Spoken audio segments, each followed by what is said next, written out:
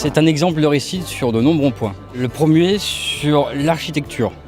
Sur l'implantation des bâtiments, sur l'implantation des villas. Il y a toute une idée, un mode de réflexion qui a permis d'avoir des beaux volumes et une bonne ambiance à vivre. On a voulu faire une mixité entre bâtiments collectifs et maisons individuelles en essayant de créer un cœur d'îlot, un poumon au cœur de la résidence et de pouvoir donner au logement des bonnes orientations principalement.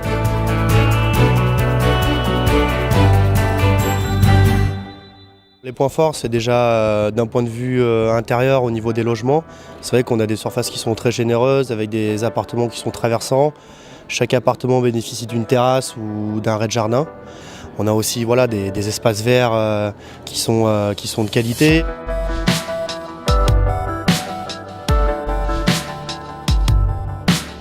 On pourrait mettre en avant la valeur des matériaux qu'on a mis en œuvre. On a essayé de faire un carrelage hyper sympa dans les logements, des cuisines ouvertes qui donnent des beaux volumes, des chambres spacieuses avec du parquet, des salles de bain avec de la faïence toute hauteur, de la peinture, des meubles de salle de bain à la fois, on va dire, tendance, mais qui permettent aussi d'avoir une bonne accessibilité, qui permet d'avoir une ambiance de vie, une qualité de vie importante. Ce qui est très important dans cette inauguration aujourd'hui, c'est la réussite architecturale, mais surtout le partenariat public-privé vertueux. On ne peut pas imaginer aujourd'hui, en passant devant cette résidence, que c'est du logement conventionné. Donc voilà, je tenais à remercier d'une part la ville, mais surtout la SEMCODA qui nous a fait confiance pour porter à bien cette opération.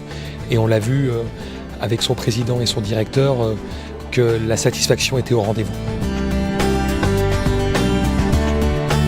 Ici, on retrouve la mixité, on retrouve des couleurs, on retrouve des formes de bâtiments, on retrouve des maisons de village, c'est un exemple effectivement sur ce que l'on veut faire dans les années à venir en termes d'urbanisme sur la commune.